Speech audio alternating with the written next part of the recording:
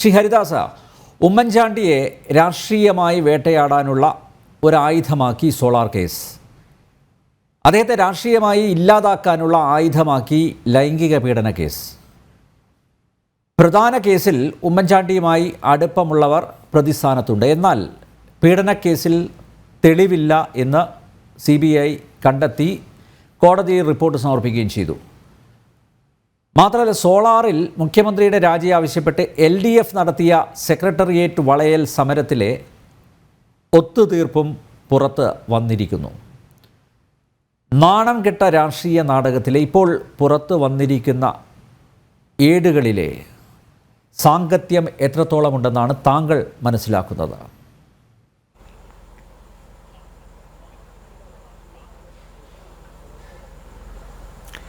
ഞാനിപ്പോൾ നിങ്ങളുടെ ഈ ജോൺ മുണ്ടക്കയത്തിൻ്റെ ഈ പ്രഖ്യാപനമൊന്നും എനിക്കിപ്പോൾ അങ്ങനെ എത്ര വലിയ ഒരു ഇതായിട്ട് എഫക്റ്റായിട്ടൊന്നും തോന്നുന്നില്ല. അതിലിപ്പോൾ ജോൺ ബ്രിട്ടാസിൻ്റെ പേര് അദ്ദേഹത്തിൻ്റെ പുസ്തകത്തിൽ വരുന്നത് ഒഴിവാക്കണമെന്ന് ജോൺ ബ്രിട്ടാസ് ആവശ്യപ്പെടുക സ്വാഭാവികമല്ലേ ശ്രീ അനിൽ നമ്പ്യാർ? കാരണം എന്താ വെച്ച് കഴിഞ്ഞാൽ ഈ നമ്മുടെ സെക്രട്ടേറിയറ്റ് വളയലുമായി ബന്ധപ്പെട്ടിട്ടുള്ള വിഷയത്തിൽ അദ്ദേഹവും ചെറിയാൻ ഫിലിപ്പും ഇപ്പോൾ നമ്മൾ തെളിവുകളാണ്, ചെറിയാൻ ഫിലിപ്പും കൂടിയിട്ട് തിരുവനന്തപുരം രാധാകൃഷ്ണനെ കാണാൻ പോയ കാര്യങ്ങളൊക്കെ ഉള്ള സ്ഥിതിക്ക് താൻ അതിലിടപെട്ടിട്ടില്ല എന്ന് വരുത്തി തീർക്കേണ്ടത് അദ്ദേഹത്തിൻ്റെ കാലഘട്ടത്തിൻ്റെ ആവശ്യമല്ലേ. അപ്പോൾ അതുകൊണ്ട് അതിലിപ്പോൾ എനിക്കൊരു വലിയതായിട്ടൊന്നും തോന്നുന്നില്ല. കാരണം എന്താ വെച്ച് കഴിഞ്ഞാൽ സെക്രട്ടറി ഇപ്പോഴും ശ്രീ ജോൺ മുണ്ടക്കയത്തിൻ്റെ ഒരു വാദത്തിനോട് അങ്ങേയറ്റം നിങ്ങളുടെ രാവിലെ തൊട്ടിട്ട് അദ്ദേഹത്തിൻ്റെ പ്രഭാത പരിപാടിയിൽ അദ്ദേഹത്തിൻ്റെ പരിപാടിയൊക്കെ കണ്ടിട്ടുള്ള ആളാണ് ഞാൻ. അദ്ദേഹത്തിൻ്റെ വാദങ്ങളോടൊന്നും തന്നെ എനിക്ക് യോജിപ്പില്ല. സെക്രട്ടേറിയറ്റ് വളയൽ നിർത്തിയത് 1,00,000 പേർക്ക് മലമൂത്ര വിസർജനം ചെയ്യാനുള്ള സൗകര്യമില്ലാത്തത് കൊണ്ടും മറ്റും, അതുമാതിരി തന്നെ 3 ദിവസം സെക്രട്ടേറിയറ്റിന് അവധി കൊടുത്തുകൊണ്ട് പിന്നീട് ഈ സമരം മുൻപോട്ട്, അതൊന്നുമല്ല. അതിൻ്റെ പിന്നിലൊരു അന്തർധാര ഉണ്ട്. ആ അന്തർധാര ചെന്ന് നിൽക്കുന്നത് സാധാരണക്കാരൻ ചിന്തിക്കുന്നത്, ഇന്നിപ്പോൾ ആ നിങ്ങളുടെ TV പരിപാടി കണ്ടിട്ടുള്ള ഒരുപാട് പേര് എന്നെ വിളിച്ചിട്ട് പറഞ്ഞു, നിങ്ങൾ ഈ ചർച്ചയ്ക്ക് പോവുകയാണെങ്കിൽ ഒരു കാരണവശാലും അതിൽ വിശ്വസിച്ചു എന്ന നിലയ്ക്ക് സംസാരിക്കരുത്. എൻ്റെ മനസാക്ഷി എന്നോട് പറയുന്നു അത് ചന്ദ്രശേഖരൻ്റെ വധവുമായി ബന്ധപ്പെട്ടിട്ടുള്ള എന്തോ ഒരു ഒത്തുതീർപ്പിലേക്ക് എത്തി എന്നുള്ള ജനങ്ങളുടെ ധാരണ ഇന്നും നിലനിൽക്കുകയാണ്. അതിനിപ്പോൾ ജോൺ മുണ്ടക്കയം പറഞ്ഞു കഴിഞ്ഞാലും അനിൽ നമ്പ്യാർ പറഞ്ഞു കഴിഞ്ഞാലും ഞാൻ പറഞ്ഞു കഴിഞ്ഞാലും ഒന്നും ജനങ്ങൾക്ക് അതിൻ്റെ വിശ്വാസം വരില്ല. കാരണം ഇത് രണ്ടും കൂടി ചേർത്ത് വെച്ച് വായിക്കണം. ഇതിൽ തിരുവഞ്ചൂർ രാധാകൃഷ്ണൻ കൃത്യമായിട്ട് കളിച്ചിട്ടുണ്ട്. ഈ ഉമ്മൻചാണ്ടി എന്ന് പറയുന്ന മനുഷ്യൻ മരിച്ചതിന് ശേഷം അദ്ദേഹത്തിന് ഒരു ദിവ്യപരിവേഷം നൽകിക്കൊണ്ട് അദ്ദേഹത്തെ എതിർത്തവരെല്ലാം തന്നെ അദ്ദേഹത്തിൻ്റെ, നമ്മൾ പറയില്ല, അദ്ദേഹത്തെ വെളുപ്പിക്കുന്ന ഒരു കാഴ്ച കാണുമ്പോൾ കുറച്ച് അറപ്പ് എനിക്ക് തോന്നുന്നുണ്ട്. അതിൽ ഏറ്റവും പ്രധാനമായിട്ട് എടുത്തു പറയാനും ഈ NK പ്രേമചന്ദ്രൻ എന്ന് പറയുന്ന വ്യക്തി അന്ന് ഇടതുപക്ഷത്തായിരുന്നു ഈ കേസ് കത്തി നിൽക്കുന്ന സമയത്ത്, താങ്കൾക്കറിയാം. അപ്പോൾ ഈ NK പ്രേമചന്ദ്രൻ എൻ്റെ കൂടെ 2-3 ചർച്ചകളിൽ, അപ്പോൾ എനിക്ക് ഉമ്മൻചാണ്ടിയെ എതിർക്കാനുള്ള ഇൻസ്പിറേഷൻ കിട്ടിയിട്ടുള്ളത് ഈ NK പ്രേമചന്ദ്രൻ്റെ വാക്കുകളാണ്. കാരണം കേരളത്തിലെ ഞാൻ അങ്ങേയറ്റം ആരാധിക്കുകയും വിശ്വസിക്കുകയും ചെയ്തിരുന്ന ഒരു നേതാവാണ് ഈ NK പ്രേമചന്ദ്രൻ എന്ന് പറയുന്ന വ്യക്തി. കാരണം അദ്ദേഹത്തിൻ്റെ കൃത്യമായിട്ടുള്ള കാര്യങ്ങൾ പഠിച്ച് ചർച്ചകളിലൊക്കെ പറയുമ്പോഴൊക്കെ ഞാൻ അദ്ദേഹത്തെ ആരാധിച്ചിരുന്നു. ആ വ്യക്തി പോലും ഈ ഉമ്മൻചാണ്ടിയെ അങ്ങേയറ്റം, എൻ്റെ അഭിപ്രായത്തിൽ പറഞ്ഞു കഴിഞ്ഞാൽ അന്നത്തെ പ്രതിപക്ഷത്ത് നിന്ന് അദ്ദേഹത്തിൻ്റെ വാക്കുകളുടെ മൂർച്ചയോട് കൂടിയിട്ടുള്ള വിമർശനം ഈ ഉമ്മൻചാണ്ടിക്കെതിരെ ഉണ്ടായിട്ടുള്ളതുപോലെ വേറെ ആരിൽ നിന്നും ഉണ്ടായിട്ടില്ല. പക്ഷേ പിന്നീട് നമ്മൾ എന്താണ് ശ്രീ അനിൽ നമ്പ്യാർ കാണുന്നത്? ഇന്നിപ്പോൾ ഉമ്മൻചാണ്ടിയുടെ സ്തുതിപാഠകരിലെ ഏറ്റവും മുൻപന്തിയിൽ നിൽക്കുന്ന വ്യക്തി അദ്ദേഹമാണ്. അപ്പോൾ ഈ ഉമ്മൻചാണ്ടിയെ ഈ സോളാർ കേസുമായി ഒതുക്കി മുൻപോട്ട് കൊണ്ടുപോയിട്ട് അദ്ദേഹത്തെ പുകച്ച് പുറത്ത് ചാടിക്കേണ്ടത് കോൺഗ്രസ് പാർട്ടിയുടെ പാരമ്പര്യമാണത്. നമ്മളിപ്പോൾ കഴിഞ്ഞ ആഴ്ചയിലെ ചർച്ച ചെയ്തത് ചാരക്കേസുമായിട്ട് ബന്ധപ്പെട്ട് കരുണാകരൻ ഉണ്ടായിട്ടുള്ള മുമ്പിൽ നിന്നും പിന്നിൽ നിന്നും കുത്തിയ കാര്യങ്ങളൊക്കെ. അപ്പോൾ കാലഘട്ടം ഇതിനൊക്കെ മറുപടി പറയാതിരിക്കുമോ? ഉമ്മൻചാണ്ടി വെച്ചിട്ടുള്ള പാര തിരിച്ച് ഉമ്മൻചാണ്ടിക്ക് വെക്കാൻ വേണ്ടിയിട്ട് കോൺഗ്രസ് എന്ന് പറയുന്ന പാർട്ടിയുടെ പ്രത്യേകതയെക്കുറിച്ച് നമുക്കൊക്കെ അറിയില്ലേ? ഒരാളും തന്നോളം വലുതാവാൻ മറ്റൊരാൾ സമ്മതിക്കില്ല. തന്നോളം വലുതാവുന്ന ഒരു വ്യക്തി എന്ന് തോന്നിക്കഴിഞ്ഞു കഴിഞ്ഞാൽ ആ വ്യക്തിയെ ഇടിച്ചു താഴ്ത്താൻ വേണ്ടിയിട്ട് ആ വ്യക്തിയെ എതിർക്കുന്നവരുടെ ഒക്കെ കൂടെ കൂടാൻ കോൺഗ്രസ്സുകാർ മടിക്കില്ല. അതാണിപ്പോൾ ഇന്നിപ്പോൾ ഈ ജോൺ മുണ്ടക്കയം പറഞ്ഞിരിക്കുന്ന MM ഹസൻ പറഞ്ഞു, ഞങ്ങളൊരു കല്ലെടുത്തിട്ട് കരുണാകരൻ്റെ നേരെ വെറുതെ ഒന്ന് എറിഞ്ഞതാണ്, അത് ഇത്ര വലിയ ഭവിഷ്യത്തുകളും കാര്യങ്ങളും ഉണ്ടാകുമെന്നൊന്നും ഞങ്ങൾ ധരിച്ചിട്ടില്ല എന്നൊക്കെ പറയുമ്പോൾ ഇത്തരത്തിൽ കാലഘട്ടങ്ങൾ, ഇപ്പം നിങ്ങളുടെ ഇന്നത്തെ ക്യാപ്ഷൻ എന്താ? കത്തിത്തീരാതെ സോളാർ. ഞാൻ പറയുന്നു, ഒരു 100 കൊല്ലം കഴിഞ്ഞു കഴിഞ്ഞാലും ഇത്തരത്തിലുള്ള ഏതെങ്കിലും രാഷ്ട്രീയക്കാർക്ക് കോൺഗ്രസിൽ നിന്ന് നേരിട്ട പ്രശ്നങ്ങളുമായി ബന്ധപ്പെട്ടൊരു ചർച്ചയിൽ ഈ സോളാർ വിഷയം എടുത്തു പറയാതിരിക്കാൻ പറ്റാത്ത വിധത്തിൽ ഈ സോളാർ വിഷയത്തിൽ കോൺഗ്രസ്സുകാർ ഉമ്മൻചാണ്ടിക്ക് പാര പണിതതിൻ്റെ അനന്തരഫലമാണ്. പക്ഷേ ഇവിടെ ഒരു കാര്യം നമ്മൾ ചിന്തിക്കണം, ഈ ചർച്ച കാണുന്ന ഓരോ പ്രേക്ഷകരും മനസ്സിലാക്കണം. ഒരു കുറ്റവാളി അല്ലെങ്കിൽ ഒരു കുറ്റാരോപിതൻ ആദ്യം തന്നെ അദ്ദേഹം അധികാരത്തിൽ നിന്ന് പോകുന്നതിനേക്കാൾ മുമ്പ് അദ്ദേഹം എന്ത് ചെയ്തു? അദ്ദേഹം ഈ ജുഡീഷ്യൽ കമ്മീഷനെ നിയോഗിച്ചുകൊണ്ട് അന്വേഷണം പ്രഖ്യാപിച്ചു. അത് ഒരാളും കാണിക്കുന്ന ധൈര്യമല്ല അദ്ദേഹം കാണിച്ചിരിക്കുന്നത്. രണ്ടാമത് അദ്ദേഹം ഈ സോളാർ കേസ് CBI അന്വേഷിക്കണമെന്ന് ആവശ്യപ്പെട്ടിട്ട് ഹൈക്കോടതിയിൽ പോയി. അപ്പോൾ ഈ സോളാർ ശിവരാജൻ കമ്മീഷന് 1,76,00,000 രൂപ ചിലവാക്കിയിട്ടുള്ളത് അങ്ങേയറ്റം നമ്മുടെ ഖജനാവിന് വന്നിട്ടുള്ളൊരു നഷ്ടമാണെന്ന് ശിവരാജൻ കമ്മീഷൻ്റെ റിപ്പോർട്ട് വന്നതിന് ശേഷം നമുക്ക് മനസ്സിലായി. അപ്പോൾ ഈ ഉമ്മൻചാണ്ടി ഹൈക്കോടതിയിൽ പോയപ്പോൾ ഉണ്ടായത് എന്താ? അദ്ദേഹം ആവശ്യപ്പെട്ട് CBI അന്വേഷണം വേണം. ആ അന്വേഷണം വേണ്ട എന്ന് പറയാൻ വേണ്ടിയിട്ട് അഭിഭാഷകരെ ഇറക്കിയിട്ട് ഈ ഒന്നാം ഇടതുപക്ഷ ജനാധിപത്യ മുന്നണി സർക്കാർ 1,20,00,000. ഹരിദാസ്, ആ റിപ്പോർട്ട് നമ്മുടെ ശിവരാജൻ്റെ റിപ്പോർട്ട് അന്തരിച്ച അയ്യനേയത്തിൻ്റെ നോവൽ വായിക്കുന്ന പോലെ ആയിരുന്നു നമുക്കൊക്കെ. ഞാനതിലേക്ക് വരികയാണ്. അയ്യനേയത്തിൻ്റെ നോവലൊക്കെ കുറച്ചും കൂടിയൊക്കെ സ്റ്റാൻഡേർഡ് ഉണ്ട്. പക്ഷേ ഇദ്ദേഹം ഈ ഉമ്മൻചാണ്ടി കൈകാര്യം ചെയ്ത രീതിയും ഈ സോളാർ കേസിലത്തെ പ്രതിസ്ഥാനത്ത് നിൽക്കുന്ന ആ സ്ത്രീയെ കൈകാര്യം ചെയ്ത രീതിയൊക്കെ ഞാൻ കഴിഞ്ഞ നമ്മുടെ മറിയം റഷീദേനെയൊക്കെ പറ്റിയിട്ടുള്ള കഥകൾ ഒരു പ്രധാന പത്രം അച്ചടിച്ചു വന്നിട്ടുള്ള കാര്യം പറഞ്ഞില്ലേ, ആ രീതിയേക്കാൾ താഴ്ന്ന തരത്തിലായിരുന്നു അദ്ദേഹത്തിൻ്റെ ചോദ്യങ്ങളും കാര്യങ്ങളും വന്ന് റിപ്പോർട്ട് ചെയ്തിരുന്നത്. ഇപ്പോൾ ആ റിപ്പോർട്ടിലുള്ള കാര്യങ്ങളും പറയുന്നു. അപ്പോൾ 1,20,00,000 രൂപ കൊടുത്തിട്ട് ഈ പിണറായി വിജയൻ സർക്കാർ ചെയ്തത് എന്താ?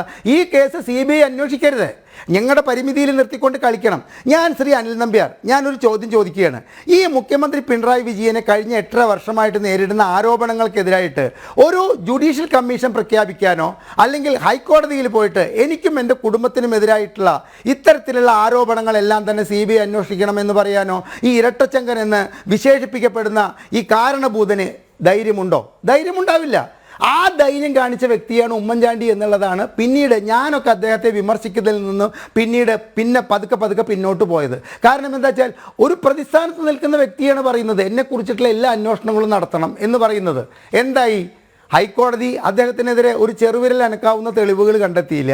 അത് കഴിഞ്ഞിട്ട് ഈ ശിവരാജൻ കമ്മീഷൻ്റെ ടേംസ് ഓഫ് റെഫറൻസ് പ്രകാരം എന്തെങ്കിലും ഒരു കാര്യം ആ വ്യക്തി അന്വേഷിച്ചിട്ടുണ്ടോ? ഈ വിഷയത്തിൽ ആ പാവം, ഞാനിപ്പോൾ പാവം എന്ന് പറയുന്നുണ്ടെങ്കിൽ ഞാൻ അദ്ദേഹത്തെ രൂക്ഷമായി വിമർശിച്ച വ്യക്തിയാണ്. ഞാൻ മാപ്പ് പറഞ്ഞുകൊണ്ട് പറയട്ടെ, ആ പാവം എല്ലാ ദിവസവും പത്രസമ്മേളനത്തിൽ പറയുന്നൊരു കാര്യമുണ്ട്, 1 രൂപ ഈ ഖജനാവിന് നഷ്ടം വന്നിട്ടില്ലാത്ത വിഷയമാണ് ഈ സോളാർ വിഷയം.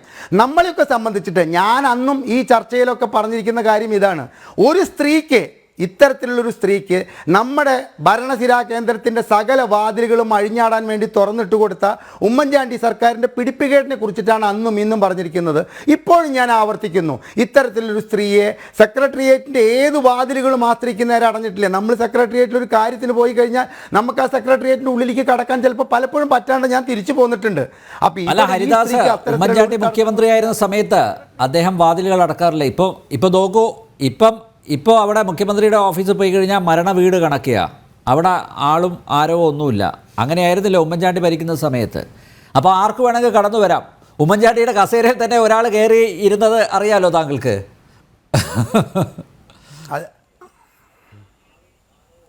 അറിയാം. അത് അദ്ദേഹത്തിൻ്റെ പ്രിൻസിപ്പൽ സെക്രട്ടറി നമ്മുടെ ജയകുമാർ പറഞ്ഞിട്ടുള്ള കാര്യം വഴി എടുത്തു പറയണം. അതായത് അദ്ദേഹത്തിൻ്റെ റൂമിലേക്ക് കടന്നു കഴിഞ്ഞാൽ അവിടെ കാല് കുത്താൻ ഇടമില്ലാത്ത വിധത്തിലെ ആൾക്കാരാണ്. ഇതിൻ്റെ ഇടയിൽ ഉമ്മൻചാണ്ടി ഉണ്ടായിരിക്കും. അപ്പോഴും ഈ ജയകുമാറിൻ്റെ തല കണ്ടു കഴിഞ്ഞാൽ അത് അദ്ദേഹത്തിൻ്റെ പ്രിൻസിപ്പൽ സെക്രട്ടറിയാണ്. അപ്പോൾ അദ്ദേഹത്തോട് സംസാരിക്കണം. ഏതെങ്കിലും ആ റൂമിൻ്റെ ഒരു മൂലയ്ക്കിൽ കൊണ്ടുപോയിട്ട് അദ്ദേഹം സംസാരിച്ചിട്ട് ശേഷവും അദ്ദേഹം ഈ ആൾക്കൂട്ടത്തിൽ, തൻ്റെ റൂമിൻ്റെ ആൾക്കൂട്ടത്തിൽ ലയിക്കുകയാണ് പതിവ് എന്നുള്ളത് പറഞ്ഞ ജയകുമാറിനെ പോലുള്ള സത്യസന്ധനായ ഒരു IAS പറഞ്ഞ കാര്യം നമ്മളിവിടെ പറയണം.